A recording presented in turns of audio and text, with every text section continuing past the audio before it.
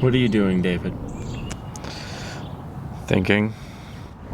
You know you can't stay in this car forever. You don't think I don't know that? What am I supposed to do? Come on, David. It's not that hard. It's only the most monumental choice of your life. So far. Please, David, understand. I know this feels difficult, but there's only one path forward. One choice. The right choice. Well, that's one thing we can agree on. The right choice. Yeah, the right choice. Wait, David, we can talk about this. Well, I thought you said there was only one choice. You're right, David. One right choice. Now turn the keys, drive away, and never look back. Free yourself. Free yourself? From what exactly? Responsibility? You'll never be free of that. Do you really think that driving away will make you feel better?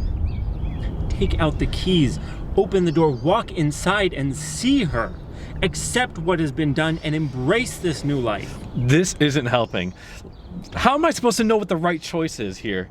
No matter what I choose, there are serious consequences. And what are those consequences, David? For you? For her? The choice you make will unfold into other people's lives. Don't forget that. You can't see the future. You have to think about what's best for you right now. Because honestly, no one else will. That's selfish. You can't predict how the outcome will play out, but the least you can do is consider the effects. Oh, come on. Is he really ready for this? This new life is going to ruin him. If he can avoid being locked into it, then by all means, get out of it. Who needs this hassle in their life anyway? You're being dramatic. Nobody is ever truly ready for change. You have to take that leap and hope for the best. If David leaves now, all he's doing is passing his burden off to someone else. It doesn't just disappear because he chooses not to accept it. I don't want my life to change, but I also don't want to burden her. Look, if I stay, then everything about my life will change permanently. But if I leave, then she's going to be left all alone to do everything by herself. That's not your problem. It's like I said, you gotta look out for numero uno. And I mean, do you really want all the long nights, tireless hours, picking up extra shifts just to make ends meet? And to top it all off, you won't even see your friends in so long, years even. And you can't even drink. You're speaking as if this is a worst case scenario. You'll not reap rewards by getting out of what you view as a bad situation. There is so much more at stake. Yes, this is a mess, one that will change everything about yourself as you know it. But you must own this. A mistake was made, and you have to make amends, or she'll be making amends for both of you. Can a firefighter stop a fire without a hose? Or without even gear? Do you really want him running into that burning building, unprepared? I fail to see the metaphor or the correlation. David can't put out this fire, even if it does seem super noble of him, and makes him seem like much less of a colossal fuck-up. How can he? He has no hose and no gear. You might as well just set him on fire right now. And even if he could put it out, why should he? Because he lit the fire.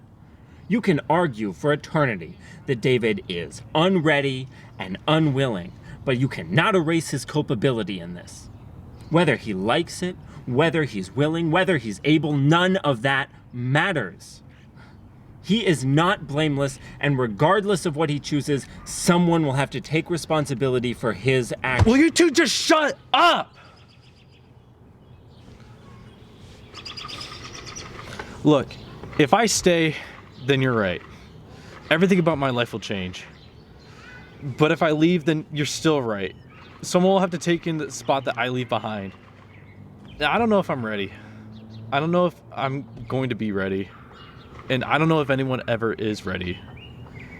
What I want right now is for someone to come and tell me what the right choice is here. David, no one is ever ready. You can't get ready, but you can be there. David, no one is ever ready. And you can't get ready. So why should you be there? David, where do you want to be in 10 years? What? Where do you want to be in 10 years? Do you want to be with her? Do you want to have a family, a home, a steady job? Do you want to reach your goals and find new goals to reach? Do you want to strive to be better, to truly build a life? Well, I haven't considered my future like that before. In 10 years' time, do you want to be trapped in a loveless marriage? A house that's always under renovations? And working a job that, is just unfulfilling in so many ways. And you come home from long hours of work to come back to more work. You'll always end up having to give everything you have to someone else. To her or to them. How do you know that'll happen? I don't know! And neither does he. But consider this, David. A life where you keep everything. You can take a vacation whenever you want, to wherever you want. You can move across the country. Hell, move to a different country. I don't care. It is a life with no ties. Nothing to hold you back. And nothing to keep you from doing whatever you want, whenever you want. Well, at least I wouldn't have anything holding me back. Nothing to hold you back, and nothing to fulfill you either. And is this really the better choice, or is it the easier one? This new life, while it may be filled with ease and free of worry, is also one of persisting loneliness. To up and leave and be as carefree as you like would be nothing short of an empty existence. What would you strive for? Care for? You may be free of this inconvenience, but you run the risk of simply being without living. How will you be remembered? What will you leave behind? Do you even care about what comes after you?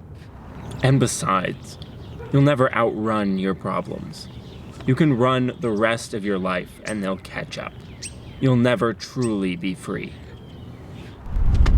Are you done? Great. Besides, why should he care about what comes after him? He'll be dead. Oh, don't you try to convince me of your fatalistic nonsense. You've monologued enough. You talk about this like it's some sort of spiritual imperative that he agrees with you. And that he's some horrible person if he just chooses to agree with me. Plenty of people choose to opt out of this part in life. Plenty of women do it almost every day. David is not a bad person for choosing to live for himself. It's his choice. And besides, who wants to deal with a smelly, loud, crying, disgusting, obnoxious... Stop! None of you decide shit for me! If I want to be the father, then that's my choice. If I want to go in there and raise that baby, then that's still my choice. If I want to go and leave and live for myself, then that's still my choice. I have to live with whatever choice I make. And so, I have to choose.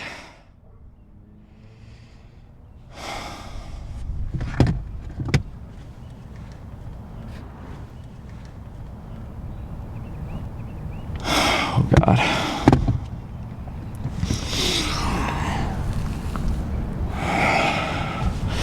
I have to choose. I'm gonna have to live with this. So will she and the baby. I have to choose.